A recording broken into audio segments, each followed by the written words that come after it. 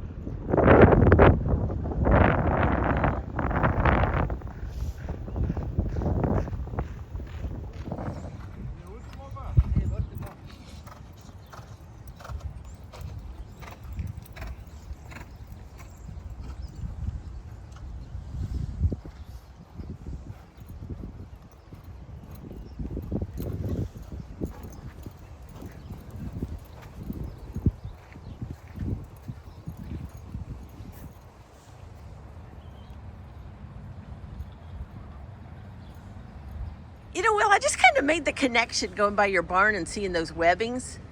Are those your dad's webbings? Yeah, he kept them in storage.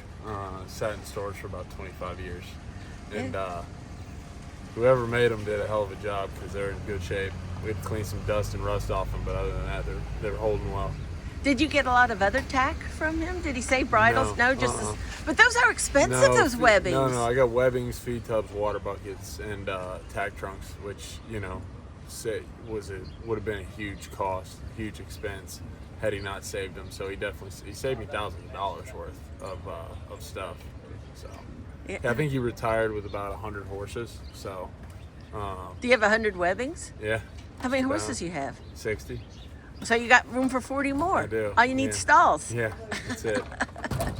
Well, tell us how Rhetorical came out of the Coolmore Turf Mile. He came out of it good. Yeah, he's gonna work tomorrow here at Churchill, and you know, provided he comes out of that in good order, then he'll get on a plane on Saturday. Let's put in perspective winning that race, your first Grade 1 race, your hometown track, and yeah, no, it's you know, we got a great team of men and women that, you know, show up and show out every single day, so these horses can race on the big days and the small days.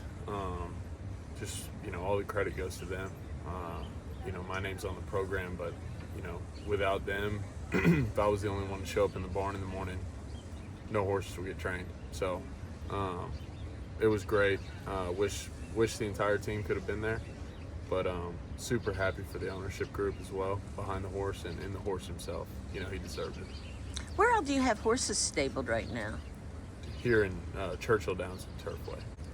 You know, you would have been at the Breeders' Cup, I'm assuming, with your dad. Yeah, I think the last Breeders' Cup he ran in was at Lone Star, so I wasn't able to make that 2004. track. Yeah, but yeah, was able to go to some with him, and you know, obviously follow him with WinStar in the past to several Breeders' Cups, and you know, it's the world's biggest stage. You know, you want to be there and you know, be there to compete. Both your parents were there at Keeneland when you won the Grade 1, and your dad, I think we kept you kind of a while. He finally came in and said, "I'm proud of you, son." Yeah, and then laughed.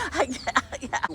Having his colors, carrying on his trainer's colors, the tan and Sure. No, brown. it's you know, my dad's obviously had a huge impact on my education as far as a trainer goes, because he did it for so long, and has been a huge mentor. But you know, I guess not really a lot of people know just how big of an impact my mom had on me as a horseman.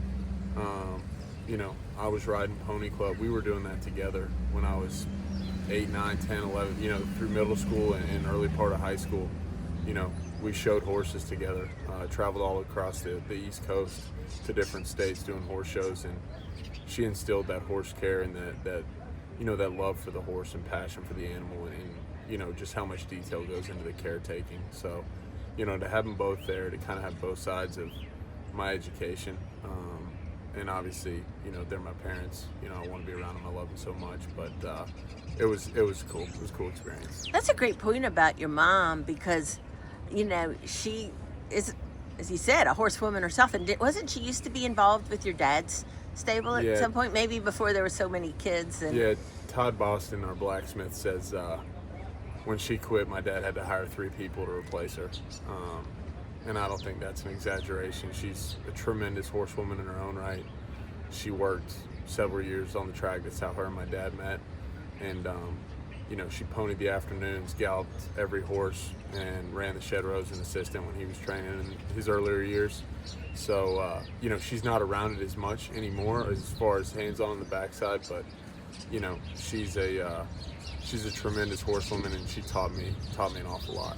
Yeah. And you talked also at Keeneland after that race about doing it with the son of Not This Time, the TaylorMade, and how much Mark Taylor has meant to you in your career. Gave you a shot at a career. Sure. Frank, yeah. Frank, I'm sorry. Yeah. No, Frank, I wouldn't have been able to start training. At least not when I started. Maybe down the road, but I would have had to circle back to the track and start as probably a foreman and then work my way up as an assistant through an operation and put in several, many years before I get the opportunity to train. And Frank said he saw something, gave me an opportunity, and started with 2 guys. I hadn't trained, the rider hadn't rode, and the groom hadn't groomed. We started with 10 horses, and it's turned into an operation. So that's what Frank was saying. That I guess, you all probably didn't have any money. I'm thinking, did he put up the money and bought 10? He put up a lot horses? of his own money and then raised the rest. There were several other key members in the industry that were a part of that, and just a testament to them, and then their vision and foresight into helping guys who are trying to help themselves. And that's what Frank was trying to do, and he put his money where his mouth was. And so I know Not This Time certainly doesn't need Rhetorical to be a Grade 1 winner in order to stay in business, but we're happy to be a little part of his stallion success. Yeah. And one of those gentlemen that worked with you with the 10 horses is in a key spot, I think, at TaylorMade, and the other one maybe works at WinStar? Yeah, Tyler gallops and runs the shed row as a foreman at WinStar. Is very hands-on and does a lot with the high-profile horses that come through there. And then Mike Lowry runs the Diamond A division, which is a huge division at TaylorMade off of Versailles Road, and handles a lot of the OXO horses, which we're privileged to train. So, my connection to Mike goes, I can learn maybe not everything, but little idiosyncrasies about certain horses that I otherwise wouldn't know or would have to learn for myself had Mike not been there. So both of them have gone on. Like I said, I couldn't afford to keep them, let's put it that way. So they both learned, picked it up really quick, and are tremendous horsemen in their own right. Was Rhetorical one of those horses that you learned something about? Yeah, well, kind of. I mean, Tyler was at WinStar and was galloping Rhetorical there, and he said when they sent him in to me, he said, "Look, I know it's just a little New York-bred, but the horse is pretty nice, and we think a lot of him." And yeah, he took a big step up, obviously, to win the Grade 1 at Keeneland. Now we'll be looking at another step up. Pre-entries are going to come out this morning at 9 a.m. Central Time, so we'll get more of an idea who's going to be in there. I think, my horse kind of runs his race as far as, I'm not just talking about the way he finishes races, but where obviously we're going to dive into how we think the race will play out, but, we're fortunate enough to have a horse that's pretty tactical, and while trip is super important in turf races, he's got enough speed where he usually ends up working out his own trip. And now Gordon Pass is also running. Maybe. He's first on the also eligible, but 2 horses that are in the body are also cross-entered in other races. So it's likely, I guess you could say, that he'll get in. Horse has done nothing wrong. He's, I kind of equate him to a high school kid, you know, just a punk that's just trying to figure it out. Super ambitious about training, but, you know, gets a little over his skis sometimes, but has done nothing wrong and has stepped up to the challenge every time we've asked of him. I love his mentality and how he approaches training every day and how he approaches life. I do think there's a lot of maturity left, and he'll be a better 3-year-old than he probably is a 2-year-old. But that being said, he's earned a right to go out there, and we're certainly excited to take him. What about his last race, if you could comment, when the Bourbon, right? Yeah, His third in the I Bourbon. mean, he came home faster than anybody, right? The first, second, and fourth place finishers were all 1, 2, 3 turning for home, and he was last. So it doesn't take a rocket scientist to figure out that he came home faster than everybody to be 10 lengths out of it and get beat 2. Thought Christian rode him well. I thought the horse gave himself a little bit too much to do, but when it got time to kick it into an extra gear and, you know, start running, I mean, he flew past everybody. Flew past everybody but 2, and like I said, those horses were 1, 2, 3 turning for home, and he was last. So pretty proud of his effort there, and think he'll jump forward off of it. And of course, you said he'll be a better 3-year-old, and next year the Breeders' Cup's going to be at Keeneland. Sure.